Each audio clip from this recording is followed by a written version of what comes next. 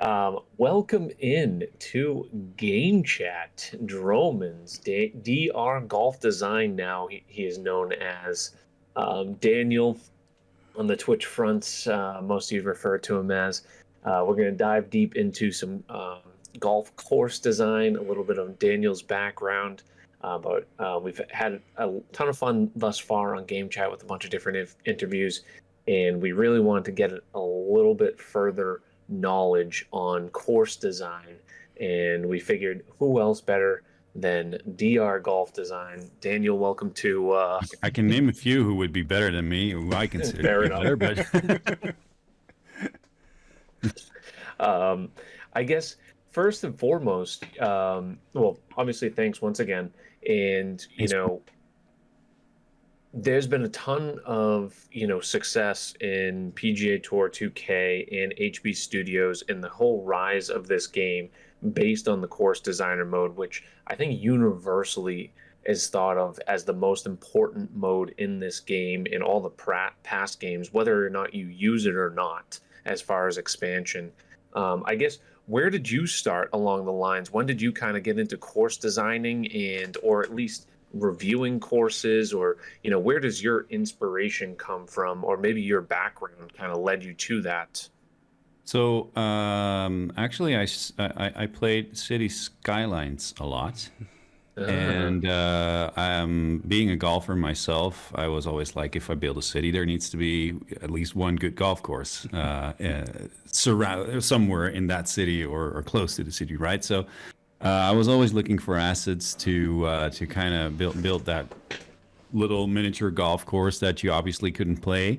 But I think I made something at some point that kind of looked like a golf course, and I was online, I think, responding to a Rick Shields message on Facebook. Rick Shields is the the golf YouTuber, and this was during the first lockdown, I think, and I just posted this picture and said, "Hey, well, look, I built a golf course in a game," and there were all these guys that were saying, "What's the name? Because I want to play it." And I was like, "What? Is there an actual game where you can build golf courses that people can play?" So then they told me, "Yeah, there's the Golf Club 2019." Which I couldn't play because I was playing City Skylines on my MacBook. So I had to either get a PC or a PlayStation to actually be able to play that game.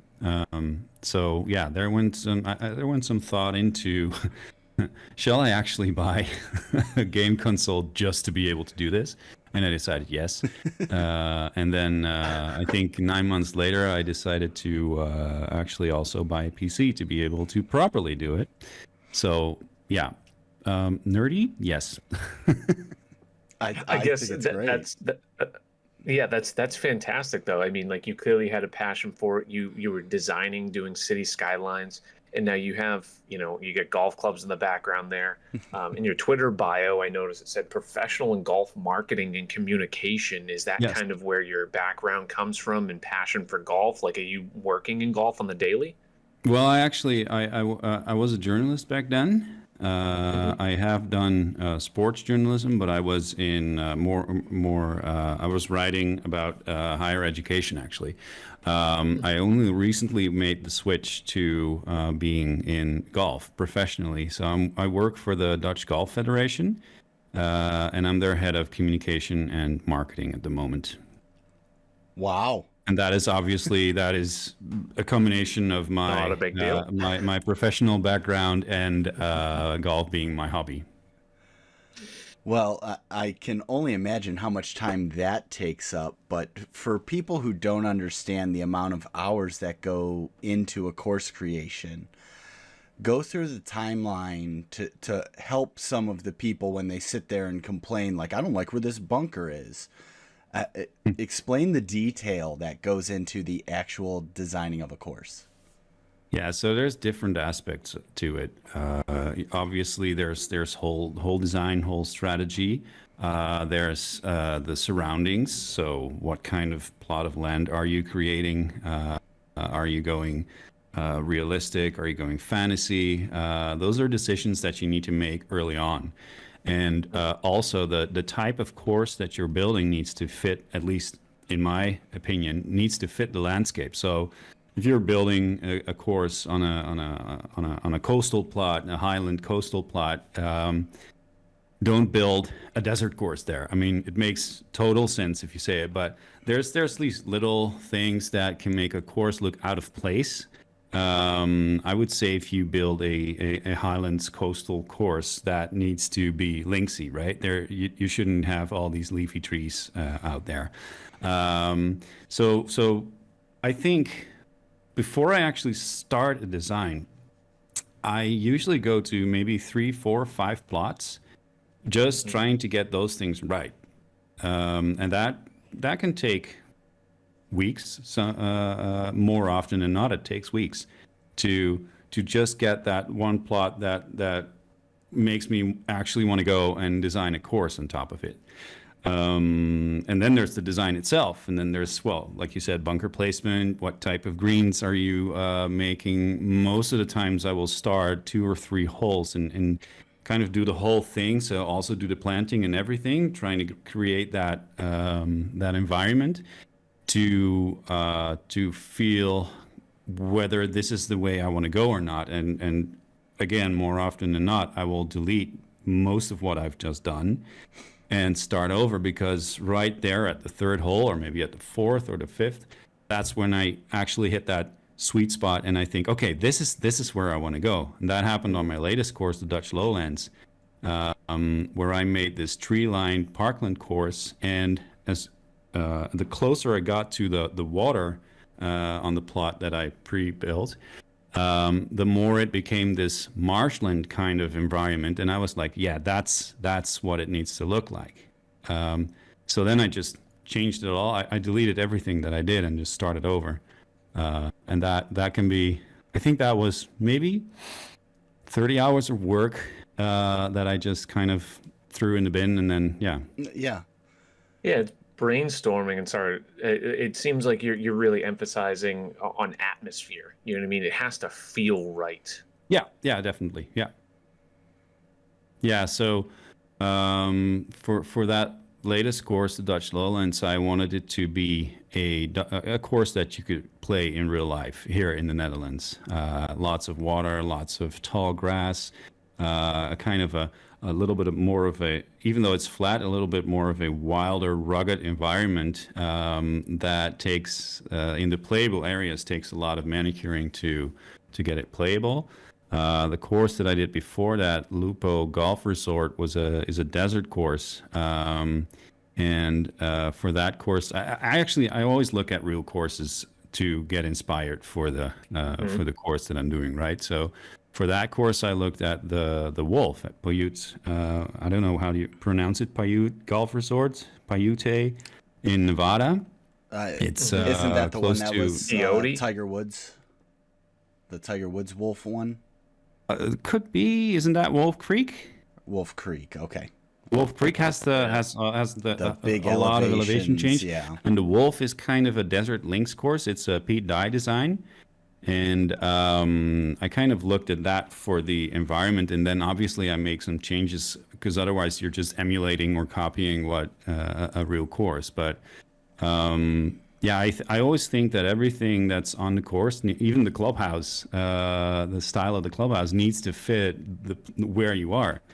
So yeah, a sense of place is really important in real life golf design, but also in this game, I think. So how many, just real quick, if you could ballpark, how many hours did it take for the Dutch Lowlands? I think 180. So 180 for that. Yeah. Okay. There's people that spent 400 on a course. Oh yeah. I couldn't do that. Yeah.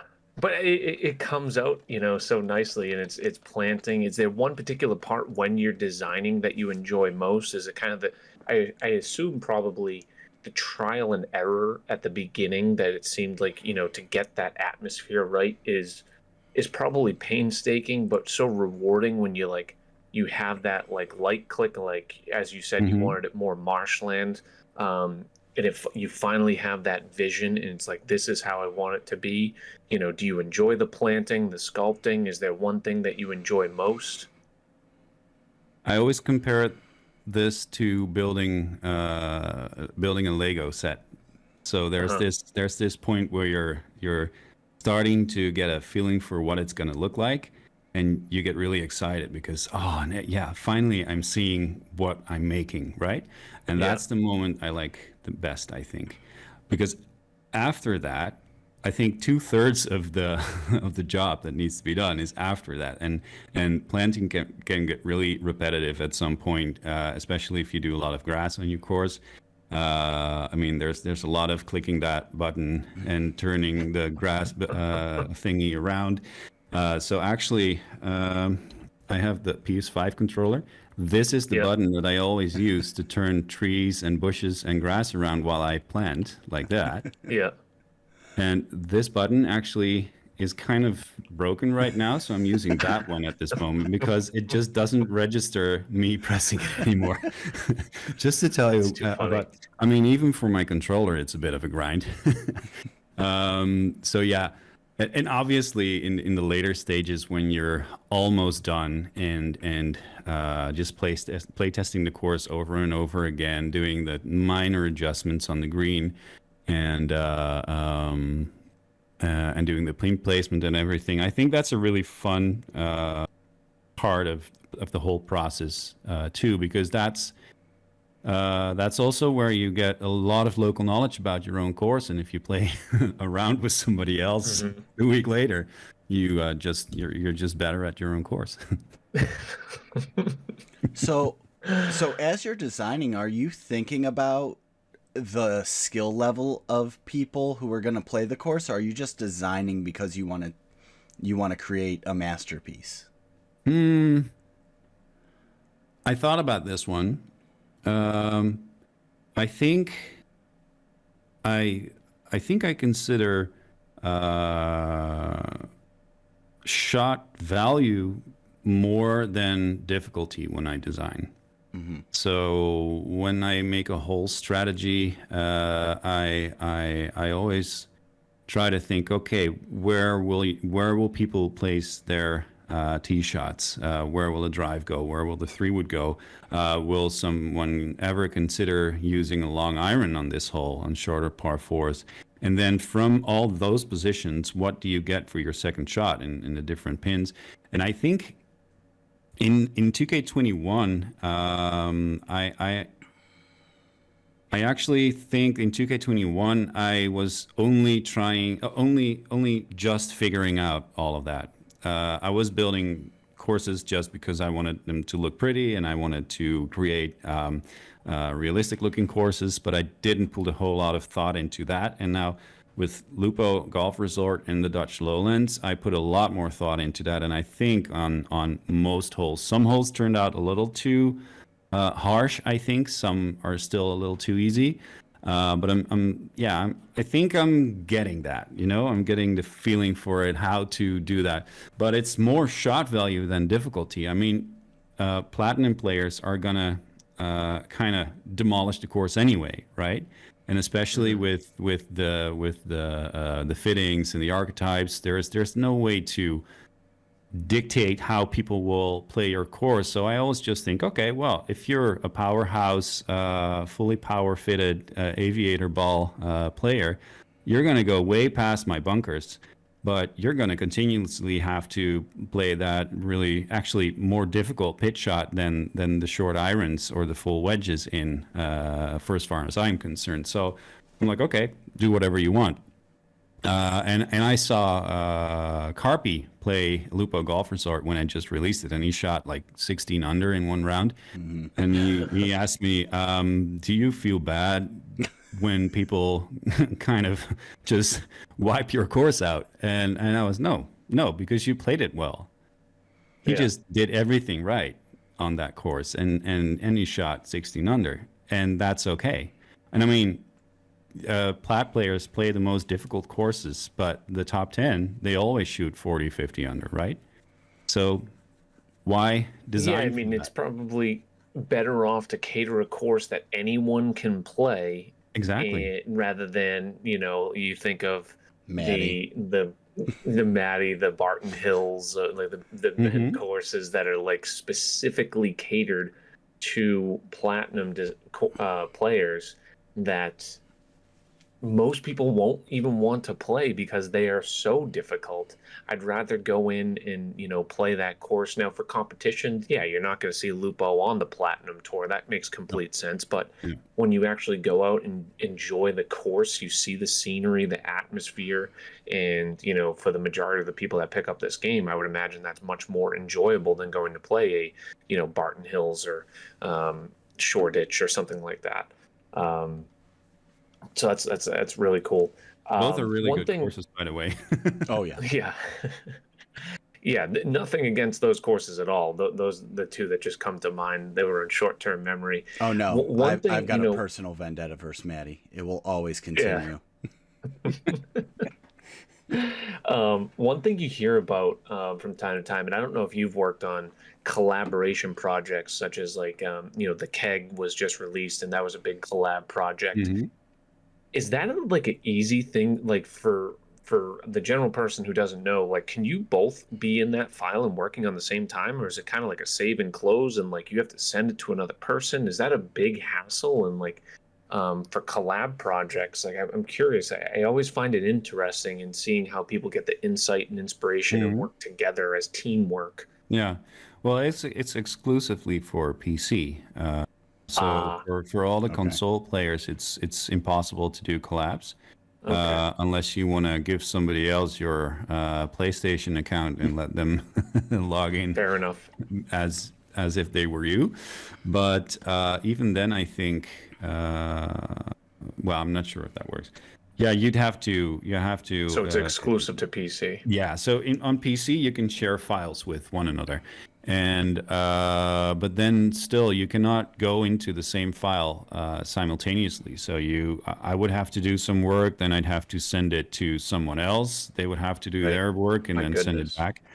I've started a collab with Victory Lane Sports about a year ago, and we didn't finish it because there was just a lot going on for him, and so he couldn't do a whole lot of work because he was obviously also involved in his Next Makers projects, and I just didn't feel at that time like finishing it. So we still have that course file lying around somewhere. Could be a near publish sometime soon, but let's see. Little secret revitalized project. Might happen. But yeah, that's how it worked. I would send it to him. So I created a plot. He did a routing on it, routed 18 holes. Then I gave him my thoughts. I used a measure tool to outline where I thought the holes would go, where the bunkers would go, the greens. He reviewed that, made some changes. Then I actually started making the hole designs, and that's kind of where we ended the project, or put it down, put it in the fridge for a while. Well, Very cool. you do have one sort of mini collaboration. I have no idea how you were able to work with this creator. The gamer ability course. When you get to work with someone who, again, I believe Gamer said he spent about 5 minutes in the course designer and was like, this is way too much. How do you have that back and forth where, again, Gamer is the nicest guy, so I couldn't imagine having like any disagreements over that. But someone who wants to design a course or have it named after them, how's that working back and forth between what they want and what the course can be? Yeah. So the Sixpenny's Lair, the course that I designed with Gamerability, what actually happened is I followed him on Twitch, and I was in his chat all the time, and at one point I thought he played this par 3 course that was designed for him, and The and 10 I holes. even sorry. It was only 10 holes. It was Yeah, his so little warm-up. the 10 holes par 3 course that actually had some pretty fun holes, but if you consider the environment, it's not realistic as I would. What I would consider realistic, and I thought this guy deserves a course with a lot of fun holes, par 5, par 4, par 3, with an environment that's both realistic and also engaging in this more of a little bit of a fantasy, gamer ability happy way, you know. So I talked to him at one point and I said, what kind of course would you like? And he said, I only want fun holes. I want drivable par 4s. I want reachable par 5s. Don't have to be difficult, but I want to ace the par 3s. And I was like, okay, well, I can get you maybe 1 or 2 aceable par 3s, but you're going to get some 200 plus yard par 3s as well that are going to be difficult because it needs to be a little bit of a challenge, right? Mm-hmm. But I really made sure together with him. So he reviewed the course a lot, and he would just say, okay, this was really fun. This one was okay. And if he said it was okay, if gamer ability says something is okay, that usually means that for normal people, it's just awful. It's abysmal, you know? So, yeah. So I had to kind of filter my own feedback from what he would give me. And think, okay, if he's not really enthusiastic about this, then I should probably make it better. So yeah, that's kind of how we worked. So I would send him the file from time to time, and we would go over it.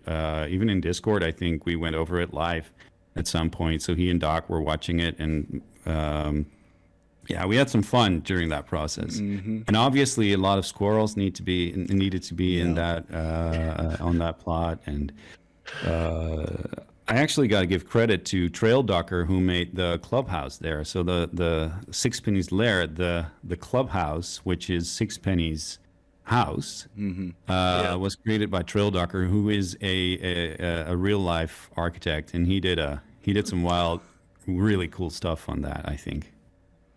Interesting. So, I mean, how did someone else create that? So he actually, I sent him the course file, and he. Okay. Yeah, that's pretty cool. And he did that clubhouse, and then sent me the file back, and then I continued the design. You mentioned, gamer, and I think a lot of people enjoy the type of holes that you described, the short par 4s, the reachable par 5s, the aceable par and 3s. Is there any one hole that you like to design the most, or is, maybe is there one iconic hole or a handful or even a course that kind of stands out in real life that you take a lot of inspiration from? Mm-hmm. That really jumps to the top of your mind? I think there's a bunch of questions actually that you asked, so I'm going to try to pick them apart. We're working. No, that's okay. That's okay. Is there any type of hole that I really like to design? Yes, I really, really like to do par 3 holes, more than any other. I think par 3s first, par 5s then next, and then par 4. My least favorite, and that's kind of bad because you need to make so many of them. Mm-hmm. But the good thing about par 3s is that I have 100% control over what you're going to see for your approach, and that makes it really interesting for me because I can frame the shot, the tee shot in such a way that I can help you, I can assist your eye, I can put you off a little bit, I can unbalance that that picture that you're seeing. And I found that if I put like a little hill on this side that kind of blocks half of the green, but it's not necessarily, I mean, if I put a pin there, you can still see it, but it kind of pushes your eye that way. And I found that just as in real life, it makes people actually want to aim a little bit more to the right. And that's really interesting because there is absolutely no reason for virtual golfers to do that. But I will see people and they can correct themselves afterwards. But the first thing I see that's why I like seeing people play courses on Twitch. The first thing I see them do is put the marker like 2 or 3 clicks to the right, just because it's unbalanced. And that's really funny to see. And that's something that I really like to work with. So putting bunkers that are out of play, much too short to ever come into play, but put them there to frame the shot and to make you think, oh, there's probably danger there. And I mean, again, the plat player, they will not look at it at all because they just use their scout cam. They go to the green and they just look at, okay, what does the green grid do around the pin? And they aim. They're aiming to this spot, and they're not looking at that whole picture, right? But casual players, especially the ones that kind of rush through a round and just hack away, they will just fall into those traps, and I love that about par 3 holes. Now, inspiration from real life courses or real life designers, I think Pete Dye is a master on hole strategy. He takes it over the top quite a lot, but I think for virtual golf, sometimes that is good because we are all super professionals in this game, right? So yeah, I think his course strategies, hole designs do really fit the difficulty level that we need in this game. But for how courses should look, I think I like traditional designers more. So Harry Colt is a designer that I really like. And I actually, I know a few people that, so there's a Dutch designer, Frank Pont, who is actually a Harry Colt expert. And I talked to him once or twice. And then I did this podcast with Mike DeVries, who is a US-based designer who did the Kingsley Club in Michigan, amongst other really cool courses. And he also designs with this Harry Colt philosophy in mind. And that traditional approach to golf design, that really appeals to me. And we have a lot of Colt courses here in the Netherlands, Colt with the T, and it's also cold most of the time. But yeah, traditional courses that really work with the environment. So they look natural. The bunkers aren't overly sculpted. You know, that I really love that, combined with the almost over-the-top difficulty level of Pete Dye's designs. That's both real life and in-game, you would say? As far as like the designs? Yeah, okay. Yeah, well, I mean, if you look at Lupo Golf Resort, that is kind of the wildest I will ever go with not natural-looking courses. I mean, putting a course in a desert is kind of a crazy concept because there shouldn't be any grass growing in a desert, right? But in this game, sustainability, luckily, is not an issue.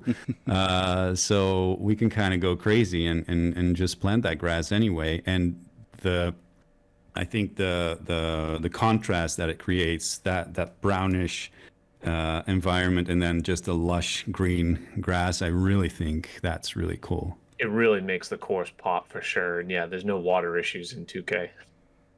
No, exactly. No water shortages. Yeah. With the release of the new game, we know there's a lot of issues within the course designer, shortening the file sizes, no new assets. How have you been able to battle through some of the issues that we know about? To be fair, I haven't experienced that many issues. The courses that I ported from 2K21, they were all at 90-ish% file size or object meter. So I don't know. I didn't really find out what made some of those files be much larger. I think it is the way it. If you do multi-planting, I think, or a lot of copy-pasting planting that you did on other places in the course, I think that really blows up the file size, and, well, that didn't really port well to 2K23. But, yeah, in terms of the designer, not having a lot of new assets, we were kind of spoiled, I think, with 2K21 because that was just a huge step from 2019. And I think a lot of people were expecting 2K23 to be another huge step compared to 2K21. And it didn't happen. And yeah, I don't know. I was kind of burned out with design in the later stages of the game cycle in 2K21. So I didn't do a whole lot of new projects. But the new game publish actually kind of lit my fire again. And I'm designing, but I don't know. You should ask another designer because I haven't really experienced that much trouble. I mean, there are some things that are not good. I mean, there was a bug that allowed me only to place one pin for each hole at some point, came in the latest patch that we got. And that's when I got a little bit vocal on Twitter towards 2K, who were actually tweeting this stupendous little video about the course designer that absolutely looked like shit, and said, "This is for you, designers." And I was like, "No, don't demolish my course designer and then put something like that on Twitter." So yeah, fix it. But other than that, I've been pretty much okay. Good. And then let's tease us with the Top of the Rock 9-hole par 3 course that has all these potential all the new assets. features. Yeah, well, like I said on Twitter, if this is a sign of what's to come in the course designer, I think a lot of course designers will get back into it and be very happy. I mean, you just kind of gave me a thought that maybe that's what they do to sort of avoid that burnout. Is if every 3-4 months, maybe they release a packet of new designing tools. That might be something, because I know we've seen some of the burnout, but that's my wishful thought there. I think, I don't know who this was, but at one point somebody calculated how big a part of the total amount of players we are with tgctours, the designers, and I mean I think we secured the longevity of this game, right, later in the game cycle. Always. But we are 0.15% of all people that play this game. So I don't think, even though I agree that they should treat the course designers better than they do with what they presented them now, I think, getting the career mode out, getting a lot of that content stuff out, I think that's way more important for a company like 2K than pleasing the course designers. That will eventually, they will pick up the game and they will start designing at one point again, because that's what they do, right? And some will drop it and not come back, but yeah, that's one player maybe, or maybe 5 or 10, but yeah, compared to those millions that buy the game because Tiger Woods is on the cover, I don't think they're too worried. I think HB Studios might be more worried about that than 2K being the big company they are. Right, and you mentioned it's just such a small, player. I say player base, I guess. Player base is the course designers. Same thing with TGC Tours. It's like you can't really cater that much time and attention to it as a big company like 2K when, at the end of the day, 99% of your population is playing, these other game modes, career and whatnot. So it makes complete sense. That being said, I'd be curious to know how many rounds were played on created courses by course designers versus official courses. Is that like a 50-50 split? I would assume the casual person is often playing the official courses, but they're, even if they go into these fictional courses and, whatever's at the top, I'm sure like one of Arctic Fury's courses or something's got 100,000 plays. Those courses add up, and then of course all of the TGC community, and then people who aren't even in the TGC community, they're looking for these new courses, or even the quote unquote meme courses, as stupid as they may be, in non-golf course styles. Shut up, Morbid. It may grab some sort of attention, like the Silly Sevens, for example. Like, how many people have fun and play that? It's a video game at the end of the day, so there has to be a fun element to it. Exactly. Yeah. So I guess I'm curious. You mentioned Pete Dye and something Colt. I honestly forget his first name now. What was his first name? Harry Colt. Harry Colt. Harry Colt. As far as IRL golf designers, is there any one person in game that you really that get pulled to as far as a course designer, or is obviously I'm sure your own work you like, but pardon? No, there's several actually. I think Mayday is a great designer, and I'm really sorry to see him burned out at the moment. I hope he will be back.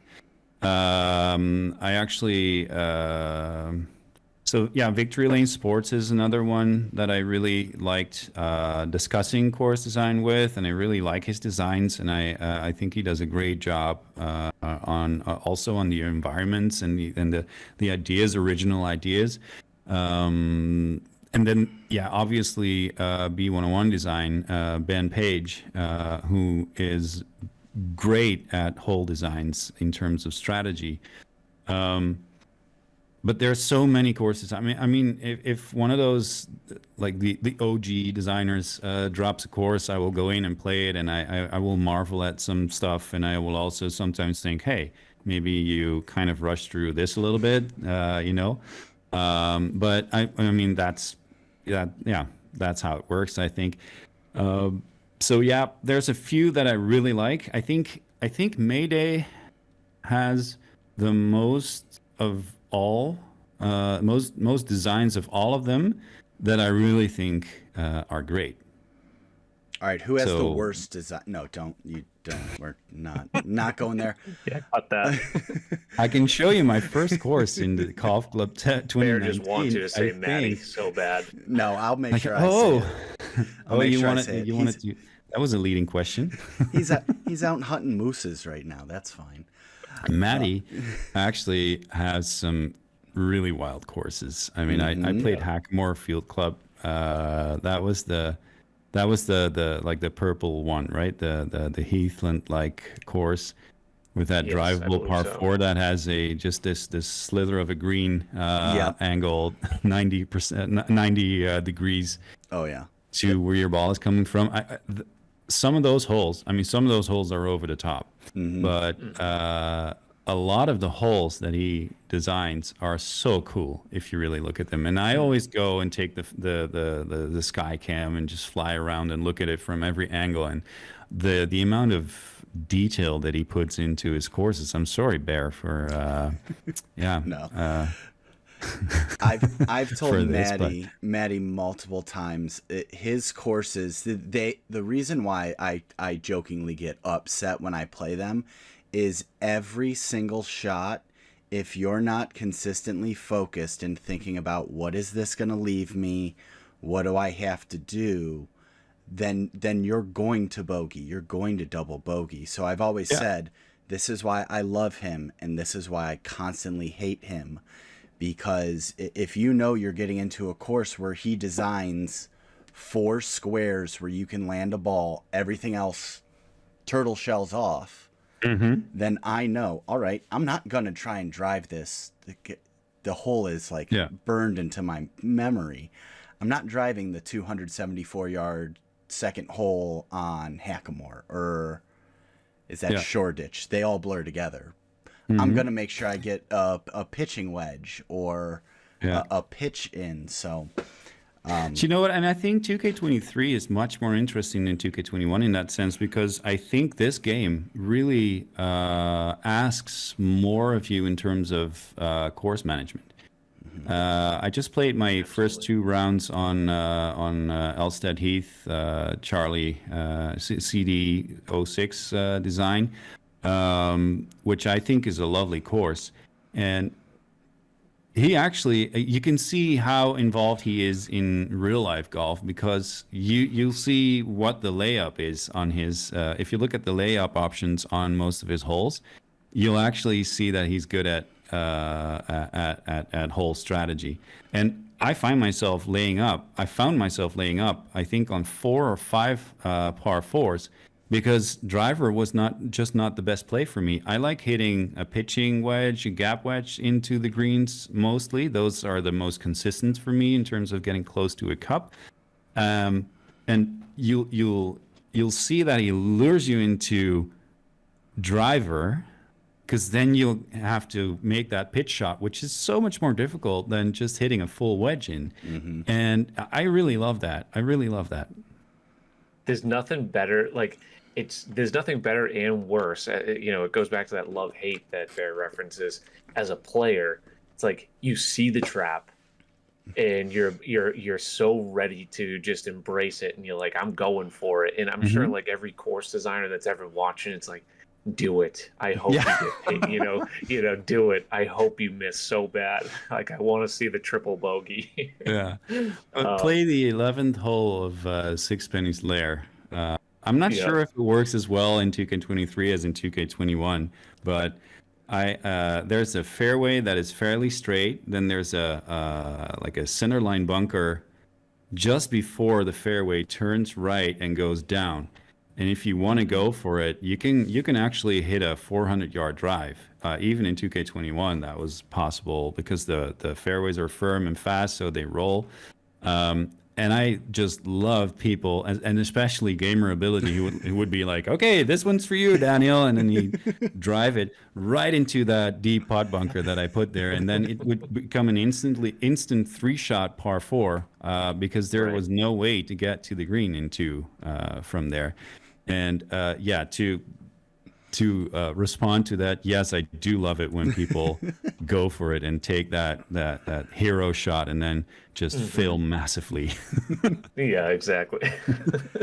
I mean, you know, it's all that's a huge part of the game of golf, though. You know, if there isn't risk reward, it's just wide open. Then, you know, anyone, it's all about, you know. It takes so much mentally out of the game when there's less challenges. So yeah. And to be fair, anyways, I feel like I'm just getting to a point where I'm nailing it sometimes. I used to have one or two, maybe 3 of those holes on a course that would be like that, and the rest would be okay holes. Like players like you would just kind of hack forward and make birdies the whole time. And now the balance is actually getting towards where I think there's only 2 or 3 holes on a course that when I played them later, I'm like, no, it's too binary. It's the same hole each round, you know. So in my own opinion, I think I'm only getting to this point where I can be satisfied with most of the holes that I design. Yeah, to kind of go back to that example, it's, you know, you can hit a 400-yard drive. I think probably you have the justification, and you know you did it right. You watched that hole being played 10 times by top caliber players, and yeah, 6 of the times it's birdie.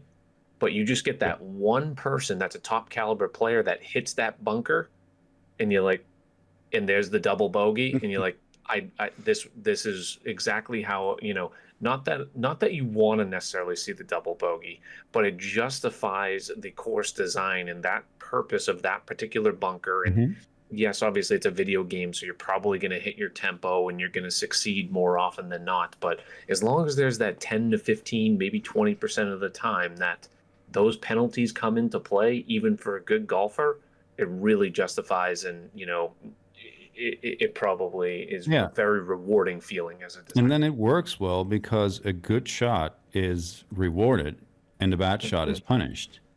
And that's shot value more than difficulty, to get back to what we discussed earlier. I mean, I could make a hole where your landing zone is only 10 yards wide and there's bunkers all over, or maybe even better, I could put OB on both sides. And then nobody would ever go for that drive. They would always take a 3-wood because they would be crazy to take the drive unless they put themselves in a crazy position where they would never be able to make the green after that. But I mean, that's really, really difficult. But those courses will not be scheduled for plat because it makes no sense. Because even a good shot will probably be punished at some point. The divas. Well, there's no way we could have an entire interview without talking about balls. and not what people might be thinking. But I think we talked a little bit about how to combat and counteract some of the, what people thought could be drawbacks. Mm-hmm. As you design courses, how are you looking at how do I get to fight back against these balls? So very early on, when I designed my first hole in 2K23, I asked myself, am I gonna worry about this, or am I just gonna design fun courses and just see what happens?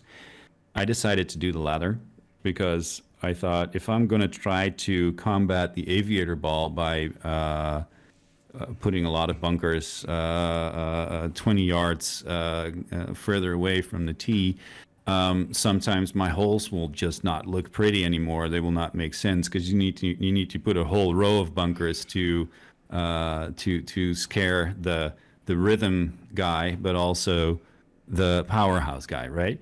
Or for the balls. But so I said, I'm just gonna make hole designs. And if you look at real golf courses, you will not see a bunker only in that place where the pro will hit it. Yeah. There will be bunkers in front. There will be bunkers further away, because there's people that play a par 4 as a par 5 because they're bogey golfers. Mm-hmm. And they will need to have different elements, different stuff. Me too. They will need different bunkers or other hazards to still have a hole to play that is interesting and challenging to them, and that looks intimidating in some points and gives them room in other areas of the hole. So that is actually that has always been my approach to golf, the virtual golf design. There were people that designed to nerf the red fast in 2K21. I had literally never thought about the red fast in 2K21. First, because I didn't know about it, but second of all, when I knew about it, I thought, am I going to try to fix this little issue in the game by creating designs that will discourage people to do that? No. I want to make cool golf courses that look like the ones that you could play in real life, and they will have bunkers on different yardages from the tee. And then obviously the balls also have an effect on green speed. And that I found looking at a lot of the streamers. I saw Carpi play a lot, and he used different balls at some point. And Hemo, and so there were different streamers that were or were not using the balls at some point. And I found that no one was putting any better in particular or worse. I mean, there's people playing the default ball that putt better than people who have the balls that slow the greens down massively. So yeah, I think each to their own. And play the courses however you want to play them. I think what's the strength about what's increasingly the strength of in my courses is that you get a lot of variety. So if you play it if you play powerhouse aviator setup, you will find a different course than you do when you're playing rhythm with default balls, right? There is one hole though on the Dutch Lowlands that I specifically built to kind of nerf the balls that have very little bounce and very little roll, and that's hole 14. It's a par 3, and it's a long one. And if you use the default ball, it will bounce nicely and roll nicely towards the back part of the green, because it slopes a little bit towards a lower plateau in the back, and there's 2 pins there. And I play tested this a lot. If you use that magnet ball that Jimmy Boredom uses, for instance, there's no way you're going to get there using the bounce and the roll. So you have to fire at the pin, and that presents I want to say an almost Maddie from Canada-like pin that is really difficult to get to with your free wood. And yeah, I'm hoping. It's an attempt to cater more towards the default ball traditionalists, to give them a little bit of an edge over the. I'm gonna just put the really high spin and low bounce balls on. I find it interesting that particular balls that people are using, and it's like, becoming a style and a part of their gameplay. Like I do find that kind of interesting, and if there really isn't one particular setup that is leaps and bounds ahead of another, it's another interesting dynamic of the game. I mean, me, as I mentioned it once before, the names drive me nuts. It would be kind of cool to have like the actual branding be something like, okay, you're using a Titleist or a TaylorMade something, but that's neither here nor there. And I understand they don't want to promote one sponsor over another, but nevertheless, as long as they're not completely overpowered, I think we're in an okay spot. Not as catastrophic as we initially thought when the initial reactions came out.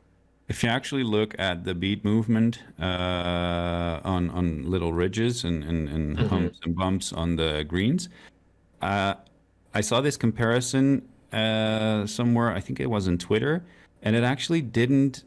Even though the green speeds in numbers are smaller, the beat movement didn't change a whole lot. So I'm wondering if you're actually giving yourself an edge over the other player, or maybe just kind of, I don't know, maybe mess things up a little bit for yourself. Could see that. False information almost in your mind. Could be. With the fittings, actually, or no, not with the fittings. I redid all my XP points for those skills at one point, because I was hitting wedges on one hole. Like my gap wedge would go I don't know, I'm just picking a random number. It would go 120 yards on one hole. And then on the next hole, because something had activated one of those skills, that same wedge would go 130. And I mean, imagine playing real life golf and just, okay, wait, did I just hit that fairway or not? So should I hit my gap wedge right now or no? Because now it's going 130. So now I should get my sand wedge and de-loft it. No. Yeah. Obviously, that's not the way to go. We call that liquid encouragement in real life. Yeah. When you get a couple of beers. And Well, I mean, one thing about the most important thing about a golf bag, especially with irons and wedges, is know your gapping, right? Know the gap between your pitching wedge, your gap wedge, your sand wedge, and your lob wedge, because otherwise you're just lost. So, yeah, I mean, there are multiple ways in which you can mess up your bag and mess up your game if you're not paying attention to what you're actually spending those XP points and your VC on. Just kind of a question on generic brand new designers, or maybe better way to phrase it. Is there one personal pet peeve that you have, that you see a lot of new designers make? Maybe you obviously emphasize the atmosphere. Nailing that is a huge importance at the beginning for you. I don't know if that's necessarily something that they're not doing. I know Canuck always, emphasize sculpting, make sure it's smoothed out. Is there one personal pet peeve that you find a lot of people are doing the most, more than anything? I have preferences. But pet peeve, not necessarily. I think I'm also in this course designer group on Facebook, which is where I actually started out getting in touch with other designers. And then I found that there's this whole forum called tgctours, and there were a lot of other places where you could go where I think overall the quality of feedback you're getting was a little bit better than what I would generally get in the Facebook group. But I'm still in that Facebook group and still engaging with beginning designers, because I feel that having pet peeves and kind of talking down on stuff that beginning designers do that I used to do doesn't really help the community, I think. And I think we have enough toxicity on the forums. So I try to be different in that and help out, even though my general idea of somebody's course design is, well, you could have done better. But I will always try to find some points of feedback, but also try to find some stuff that's good. So that being said, you'll find island greens like TPC Sawgrass 17 on most first designs. Why? Because it's just cool. It's cool to create that. Really difficult, but then again, not so difficult because you made the green too massive island green. Another thing is blind tee shots that are not deliberately blind. That is something, and that is not something that people do on purpose, by definition, because they just forget to sculpt in the right way, and they obscure all of the nice work they did on the hole.